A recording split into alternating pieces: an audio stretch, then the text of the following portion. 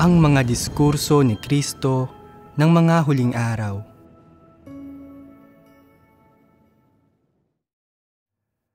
Ang kahalagahan ng panalangin at pagsasagawa nito. Naitala ng Biblia ang mga panalangin ng maraming tao na sa mga panalangin iyon ay hindi pa nagtakda ng kanilang sariling mga tuntunin.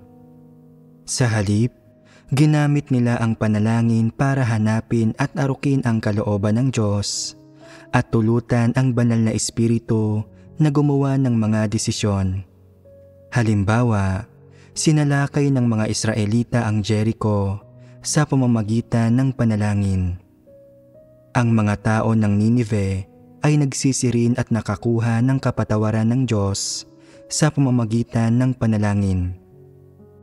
Ang panalangin ay hindi isang uri ng ritual. Isa itong tunay na pagniniig sa pagitan ng isang tao at ng Diyos, at mayroon itong malalim na kahalagahan. Mula sa mga panalangin ng mga tao, makikita ng isang tao na direktang naglilingkod sa Diyos ang mga ito. Kung itinuturing mo ang panalangin bilang isang ritual, hindi magiging epektibo ang panalangin mo at hindi ito magiging isang tunay na panalangin dahil hindi mo sinasabi sa Diyos ang nararamdaman mo sa loob o binubuksan ang puso mo sa Kanya. Para sa Diyos, walang katuturan ang panalangin mo. Hindi ka umiiral sa puso ng Diyos. Paano gagawa ang banal na espiritu sa iyo kung gayon? Dahil dito, pagkatapos gumawa ng ilang panahon, mahahapo ka. Mula ngayon, kung walang panalangin, hindi ka na makakagawa ng gawain. Panalangin ang nagdudulot ng gawain at panalangin ang nagdudulot ng paglilingkod. Kung isa kang leader, isang taong naglilingkod sa Diyos, ngunit hindi mo kailanman inilaan ang sarili mo sa panalangin o sineryoso ang pananalangin, wala kang mga kaisipang maipapahayag sa Diyos at sa ganitong paraan, malamang na magkakamali ka habang ginagampanan mo ang iyong tungkulin at malamang na madadapa ka habang patuloy kang umaasa sa iyong sariling mga layunin at kilos. Hindi ka tanggap-tanggap na manalig sa Diyos ng walang sapat na pananalangin. Bihirang manalangin ang ilang tao. Iniisip na yamang nagkatawang tao ang Diyos, sapat na ang direktang basahin ang mga salita ng Diyos. Kapag ganito, masyado kang simpleng mag-isip. Mabibigyang liwanag at matatanglawan ka ba ng banal na espiritu sa pamamagitan lamang ng pagbabasa ng salita ng Diyos nang hindi nananalangin sa Kanya? Kung hindi kailanman nananalangin ang isang tao sa Diyos at hindi siya nakikipag-usap o tunay na nakikipagbahaginan sa Diyos, kung gayon ay mahihirapan siyang iwaksi ang kanyang tiwaling disposisyon at palugurin ang Diyos sa pagganap ng kanyang mga tungkulin. Maging ang Diyos na nagkatawang tao ay nananalangin minsan. Nang si Jesus ay nagkatawang tao, nanalangin din siya pagdating sa mga kritikal na bagay.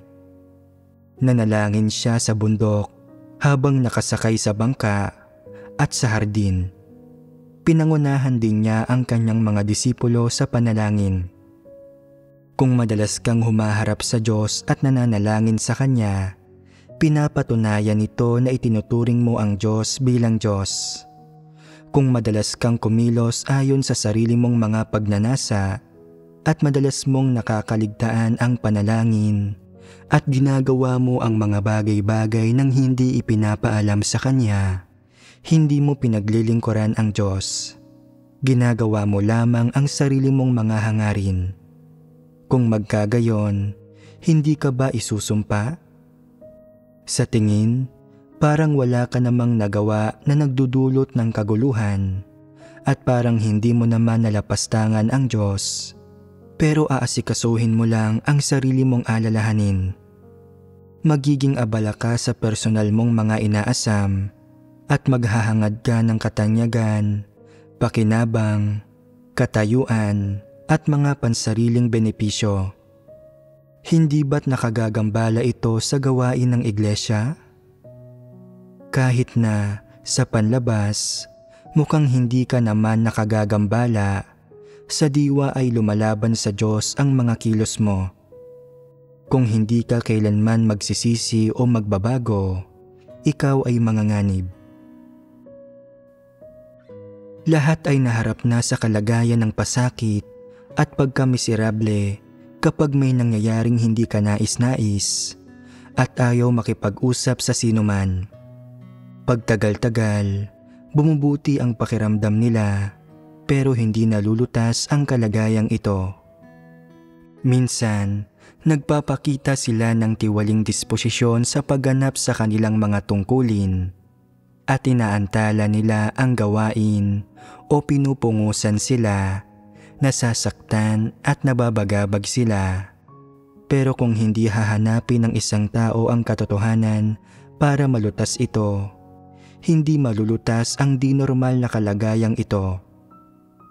Ilang beses na kayong lumapit sa Diyos sa inyong pasakit at paghihirap para manalangin? Lahat kayo ay hindi nababahala at nagpapadalos-dalos lang kayo rito. Sa ganitong paraan, marami ang nagsasabing nananalig sila sa Diyos pero wala ang Diyos sa puso nila. Anuman ang tungkuling ginagampanan nila, sa tuwing nahaharap sila sa anumang problema, hindi sila kailanman nananalangin o naghahanap sa katotohanan. Umaasa sila sa sarili nilang kagustuhan para gawin ang mga bagay-bagay ng parang bulag, na tila nagtitiis sila ng paghihirap at gumugugol ng lakas, at iniisip nilang ginagawa nila ng maayos ang kanilang tungkulin, kahit na wala silang naidudulot at walang saysay ang kanilang pagsisikap. Madalas na umaasa ang mga tao sa kanilang sariling mga kagustuhan at naliligaw habang naglalakad sila. Sa sandaling gumawa sila ng kaunting trabaho, nagiging mayabang sila, pakiramdam nila ay may kapital sila, at pagkatapos ay wala silang puwang para sa Diyos sa puso nila. Sa bagay na ito, makikita na kalikasan ng mga tao ang magtaksil. Iniisip pa nga ng mga tao na, paanong walang puwang para sa Diyos sa puso ko kung nananalig ako sa Kanya? Hindi ba't gumagawa ako para sa iglesia ngayon? Bakit ako tinalikuran ng Diyos? Hindi naman sa gusto ng Diyos na talikuran ka, sadyang wala kang puwang para sa Diyos sa puso mo. Gaano man karami ang gawaing ginawa mo, hindi mo matutubos ang sarili mo gamit ito. Hinding-hindi mo makakamit ang gawain ng banal na espiritu, at kahit anong gawin mo, patuloy mong mailalayo ang sarili mo sa Diyos at patuloy kang magtataksil sa Kanya. Ang aral ng panalangin ang pinakamalalim. Kung ginagawa mo ang iyong tungkulin ng hindi man lang nananalangin, hindi magiging pasok sa pamantayan ang pagganap mo at magiging walang saysay ang pagtatrabaho mo. Kung mas hindi normal ang kalagayan mo, mas lalong dapat kang manalangin.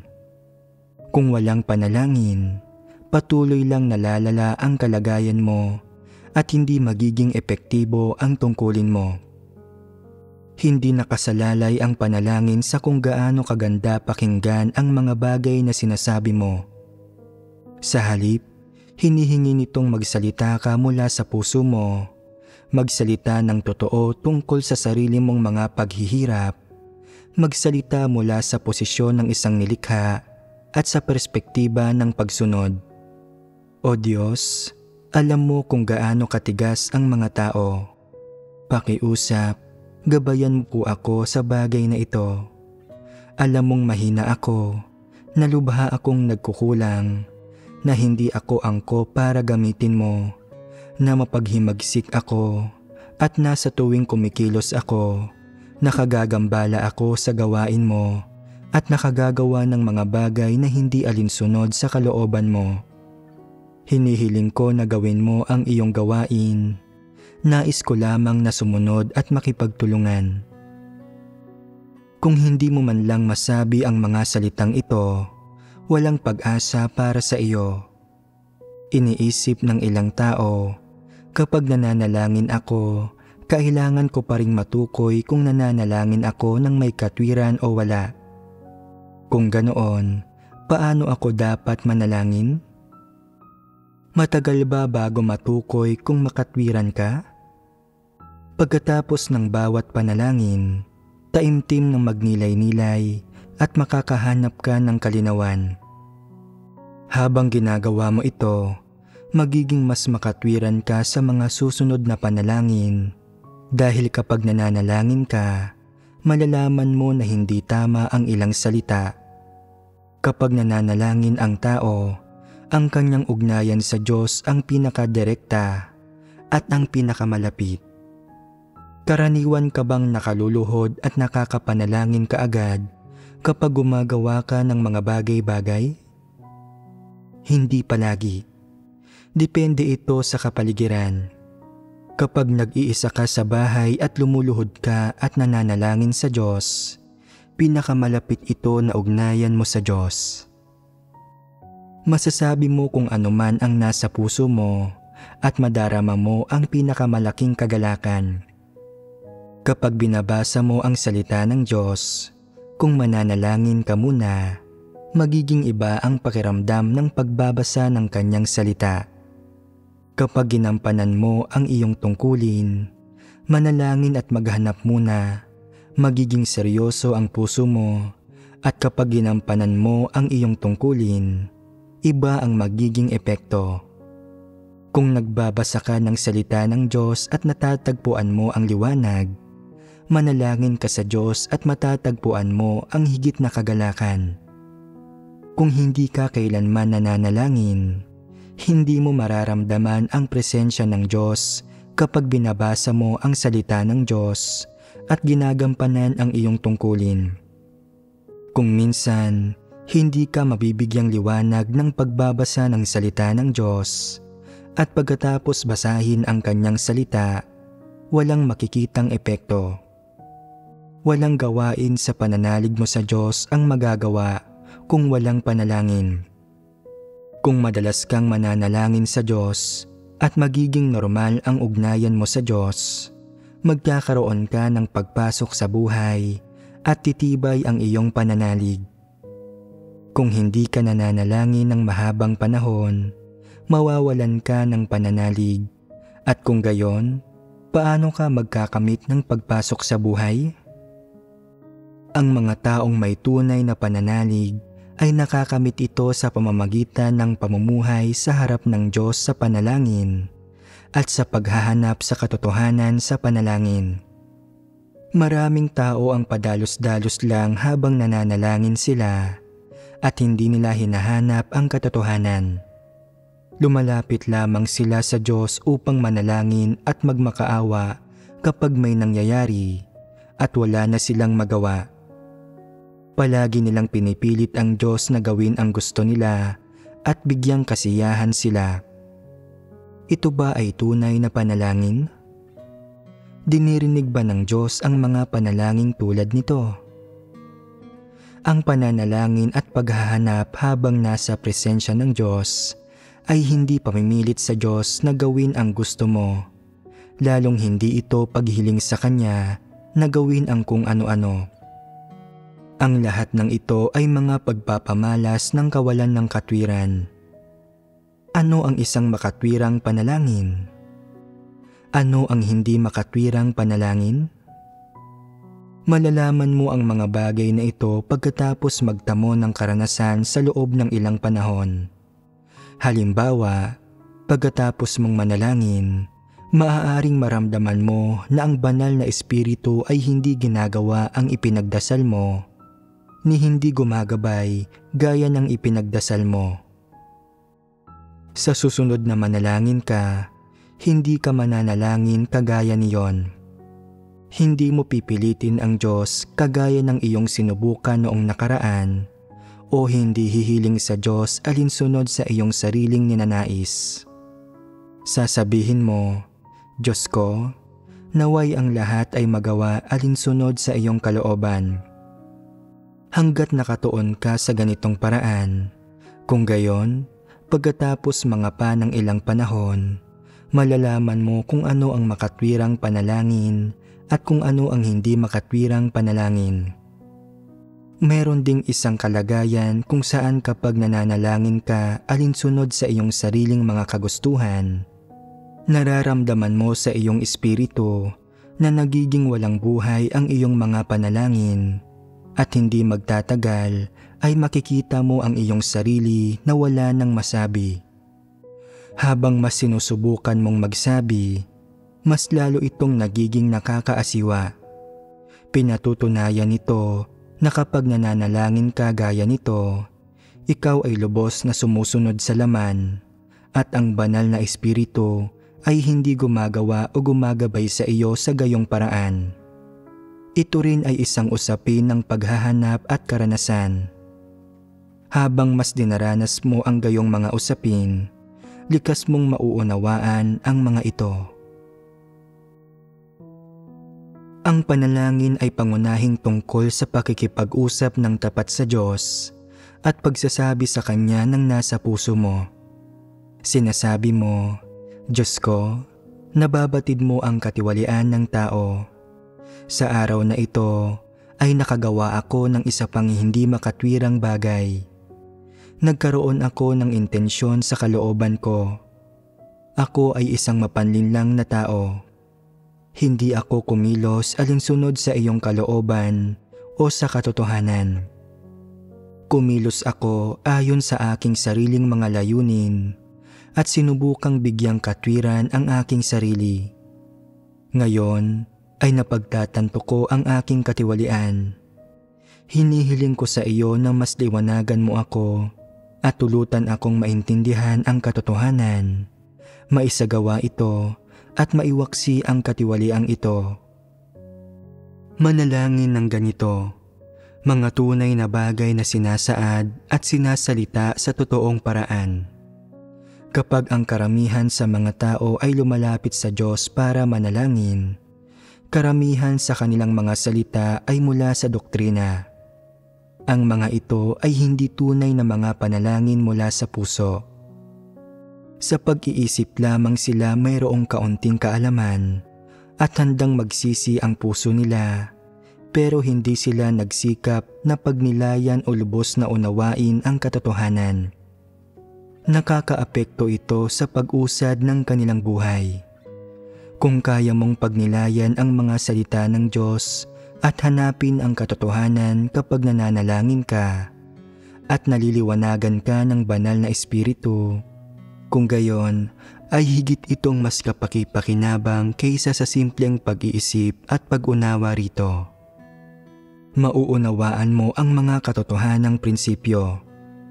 Inaantig ng banal na espiritu ang mga tao habang gumagawa siya at binibigyang liwanag at tinatanglawan niya ang mga tao sa mga salita ng Diyos upang magkaroon ang mga tao ng totoong pagkaunawa at tunay na pagsisisi na higit na malalim kaysa sa mga iniisip at pangunawa ng mga tao. Dapat mong lubusang maunawaan ito. Kung mababaw at gulo-gulong pag-iisip at pagsusuri lamang ang ginagawa mo, wala kang angkop na landas ng pagsasagawa pagkatapos at magkakamit ka ng kaunting pagpasok sa katotohanan. Kung gayon, ay mananatili kang walang kakayahang makapagbago. May mga sandali, halimbawa, kapag nagpapasya ka na taimtim na gugulin ang sarili para sa Diyos at suklian ang kanyang pagmamahal ng taimtim. Subalit, kahit na may ganitong hangarin sa iyong isipan, maaaring hindi ka gumugol ng maraming enerhiya at maaaring hindi determinado ang iyong puso sa gawain. Datapwat, kung matapos manalangin at maantig, gumawa ka ng isang panata at sinabing, O Diyos, handa akong magdusa ng paghihirap. Handa akong tanggapin ang iyong mga pagsubok at handa akong ganap na magpasakop sa iyo. Gaano man kabigat ang aking pagdurusa, handa akong suklian ang iyong pagmamahal. Tinatamasa ko ang iyong dakilang pag-ibig at itinaas mo ako. Dahil dito, nagpapasalamat ako sa iyo mula sa kaibuturan ng aking puso at ibinibigay ko ang lahat ng kaluwalhatian sa iyo. Matapos makapag-alay ng gayong panalangin, lumalakas ang buo mong katawan at magkakaroon ka ng landas ng pagsasagawa. Ito ang bisa ng panalangin. Pagkatapos manalangin ng isang tao, nagsisimula ng gumawa ang banal na espiritu sa kanila, nililiwanagan, tinatanglawan at ginagabayan sila. Binibigyan sila ng pananampalataya at tapang at binibigyan sila ng kakayahan na maisagawa ang katotohanan. May mga tao na nagbabasa ng mga salita ng Diyos araw-araw nang walang natatamong gayong resulta. Gayunpaman, matapos nilang mabasa ang mga ito, nagbabahagi sila tungkol dito at sumisigla ang kanilang mga puso at nakakahanap sila ng paraan. Karagdagan pa, kung inaantig ka ng banal na espiritu at binibigyan ka ng kaunting pasanin, pati na ng kaunting patnubay, tiyak na magiging ibang-iba ang mga resulta. Kapag binabasa mo ang mga salita ng Diyos, maaaring medyo maantig ka lang at maaaring maiyak ka sa oras na iyon. Ngunit makalipas ang ilang sandali, lilipas ang pakiramdam na iyon. Ngunit kung ang panalangin inialay mo ay nakakaluha, taimtim, totoo at taos sa puso, at inantig ka ng banal na espiritu, magkakaroon ng kagalakan ang puso mo sa loob ng maraming araw. Ito ang bisa ng panalangin. Ang layo ng panalangin ay para lumapit sa Diyos at tanggapin ang mga ibibigay niya sa mga tao.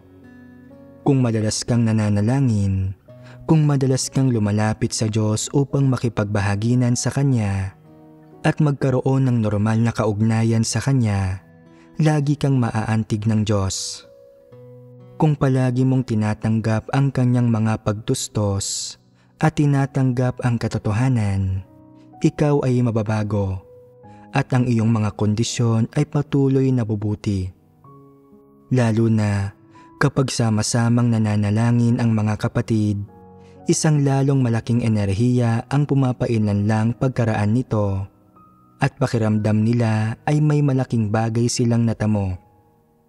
Sa katunayan, maaaring hindi naman sila gaanong nakapagbahagi sa panahong magkakasama sila, ngunit ang panalangin ang nakapagpasigla sa kanila sa puntong hindi na sila makapaghintay pa na talikuran ang kanilang mga pamilya at ang mundo, at wala silang ano pa mang gusto at sapat nang mayroon silang Diyos. Napakadakilang pananampalataya.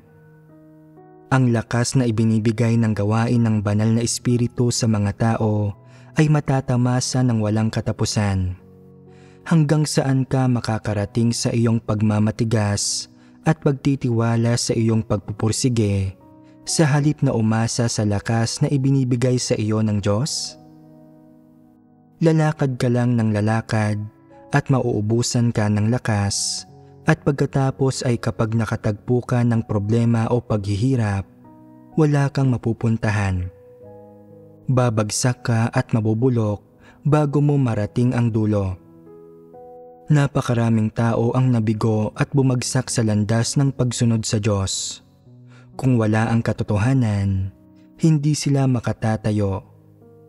Sa makatuwid, dapat palaging manalangin sa Diyos ang mga tao, umasa sa Diyos at panatilihin ang isang normal na ugnayan sa Diyos hanggang sa huli. Subalit habang nagpapatuloy sa paglakad ang mga tao, lumilihis sila papalayo sa Diyos. Ang Diyos ay Diyos, ang sangkatauhan ay sangkatauhan. Ang bawat isa ay tinatahak ang sariling landas nito. Ang Diyos ay nagsasalita ng mga salita ng Diyos, at ang sangkatauhan ay lumalakad sa sarili nitong landas na hindi kapareho ng sa Diyos. Kapag ang tao ay nawawalan ng lakas ng pananalig sa Diyos, lumalapit sila sa Diyos upang magsabi ng ilang salita ng panalangin at humiram ng kaunting lakas. Pagkatapos nilang magkaroon ng kaunting enerhiya, muli silang umaalis. Pagkalipas ng ilang sandali, nauubusan sila ng lakas at bumabalik sa Diyos para makakuha pa. Kung magpapatuloy ang isang tao sa ganitong paraan, hindi sila makakakapit ng matagal. Kung iiwan ng isang tao ang Diyos, wala siyang paraan para makasulong. Natuklasan ko na ngayon na mahina ang abilidad ng maraming tao na kontrolin ang kanilang sarili. Ano ang dahilan? Ito ay dahil sa simula pa lang ay hindi na nauunawaan ng mga tao ang katotohanan, at kung hindi sila mananalangin, malamang na magpapakasasa sila. Naiintindihan lamang nila ang mga salita at doktrina na hindi gumagana at sadyang hindi nila makontrol ang kanilang sarili. Sa gayong kalagayan, makakamit mo lamang ang kaliwanagan at pagtanglaw mula sa banal na espiritu sa pamamagitan ng panalangin, at saka ka lang magkakaroon ng kontrol sa sarili at kaunting wangis ng tao kung mauunawaan mo ang ilang katotohanan.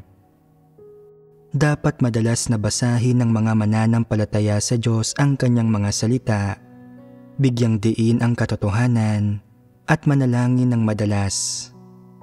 Sa gayon lamang mapapabuti ang mga tao, magkakaroon ng pagbabago at maisa sa buhay ang kaunting wangis ng tao. Kung magsasalita ka lamang tungkol sa pagkilala sa iyong sarili at pagsasabuhay ng normal na pagkatao, hindi iyon ayos lang. Kung wala ang gawain ng banal na espiritu, wala itong magiging epekto. Kung makakaligtaan mo kung paano mismo gumagawa ang banal na espiritu at umaantig ng mga tao, at kung paano dapat maghanap at magsagawa ang mga tao sa katotohanan sa kanilang pang-araw-araw na buhay, paano mo magagawang manalig sa Diyos kung gayon? Anong tungkulin ang magagawa mo? Kung sa puso nila ay nananalig lamang ang mga tao sa pag-iral ng Diyos, kung ang natira na lamang sa kanilang pananalig ay isa lamang pagkilala sa Diyos, at kung ang mga salita at katotohanan niya ay isinasantabi, kung gayon ay hindi sila magkakaroon ng pagpasok sa buhay, at ang Diyos o ang katotohanan ay wala sa puso nila. Ang mga kaisipan at kuro-kuro ng mga tao ay mapupuno lamang ng material na mundo. Ang ganitong uri ng pananalig sa Diyos ay naging isang ritual ng relihiyon. Yaong mga hindi nagmamahal sa katotohanan ay natatanggap pa nga ang ateismo o materialismo, at maaaring unti-unti nilang questionin kung may Diyos ba, at itatanggi nila ang espiritual na mundo at ang mga bagay ng espiritual na buhay. Ito ay tuluyang paglayo sa tunay na daan at nahulog na sila sa hukay na walang hanggan. Kung walang panalangin, ang pagnanais ng mga tao na isagawa ang katotohanan ay isang pansariling hangarin lamang. Kakapit lamang sila sa mga panuntunan. Kahit na kumikilos ka alinsunod sa mga pagsasaayos mula sa itaas at hindi ka nagkakasala sa Diyos, kumakapit ka lang naman sa mga panuntunan at kaya hindi mo kailanman magagampanan ng maayos ang tungkulin mo. Ang espiritu ng mga tao ngayon ay manhid at matamlay lahat. Maraming hiwaga sa ugnayan ng mga tao sa Diyos, tulad ng maantig at maliwanagan ng espiritu, pero hindi ito maramdaman ng mga tao. Masyado silang manhid. Kung ang mga tao ay hindi nagbabasa ng mga salita ng Diyos o nananalangin, at hindi kailanman nararanasan ang mga bagay ng espiritual na buhay, at hindi nauunawaan ang sarili nilang kalagayan, hindi nila matitiyak na namumuhay sila sa harap ng Diyos. Kung gusto mong mamuhay sa harap ng Diyos, hindi tama ang hindi manalangin at lalo na ang hindi basahin ang mga salita ng Diyos. Hindi rin katanggap-tanggap ang hindi mamuhay ng buhay iglesia. Kung lumalayo sa mga salita ng Diyos ang isang tao, hindi na siya nananalig sa Kanya at ang paglayo sa panalangin ay paglakad palayo sa Diyos. Upang maniwala sa Diyos, dapat manalangin ang isang tao. Kapag walang panalangin, wala itong pagkakatulad sa paniniwala sa Diyos. Sinasabi ko nang hindi ninyo kailangang sumunod sa mga tuntunin at na maaari kayong manalangin kahit saan at kahit kailan, kaya may ilan na madalang manalangin. Hindi sila nananalangin sa umaga paggising nila, bagkus ay nagbabasa lang ng ilang sipi ng mga salita ng Diyos at nakikinig sa mga himno. Sa umaga, inaabala nila ang kanilang mga sarili sa mga panlabas na gawain at hindi sila nananalangin sa gabi bago humiga para matulog. Hindi ba't nadarama ninyo na totoo na kung binabasa lang ninyo ang mga salita ng Diyos at hindi kayo nananalangin, tulad kayo ng isang hindi mananampalataya na nagbabasa ng kanyang mga salita nang hindi nauunawaan ang mga salita? Kung hindi nananalangin ang mga tao, hindi tatagos sa puso nila ang mga salita ng Diyos at hindi sila maliliwanagan sa pagbabasa nito. Hindi sila magkakaroon ng banayad na pakiramdam sa espiritu, ni maaantig ang kanilang espiritu. Manhid at matamlay sila. Nagbibigay lang sila ng mababaw na pagbabahagi tungkol sa gawain ng iglesia at sa pagganap ng kanilang tungkulin. Kapag may nangyayari, hindi nila maarok ang kaloob-looban ng kanilang puso. Hindi ba't naiimpluwensyahan nito ang kanilang normal na ugnayan sa Diyos? Wala nang puwang para sa Diyos sa puso nila at gaano man nila gustong manalangin, walang salitang lumalabas at hindi nila maramdaman ang Diyos. Napaka mapanganib na nito. Nangangahulugan ito na napakalayo na nila sa Diyos. Sa totoo lang, ang bumalik sa iyong espiritu para manalangin ay hindi makagagambala sa iyo mula sa mga panlabas na gampanin ng trabaho. Hindi nito maaantala ang mga bagay-bagay sa anumang paraan. Kung lilitaw ang isang problema at hindi ito malulutas, maaantala ang mga bagay-bagay. Ang layo ng panalangin sa Diyos ay ang malutas ang mga problema at mabigyang kakayahan ang mga tao na mamuhay sa presensya ng Diyos at matamasa ang kanyang mga salita. Ito ay mas kapaki-pakinabang sa pagganap ng mga tungkulin ng mga tao at sa kanilang pagpasok sa buhay.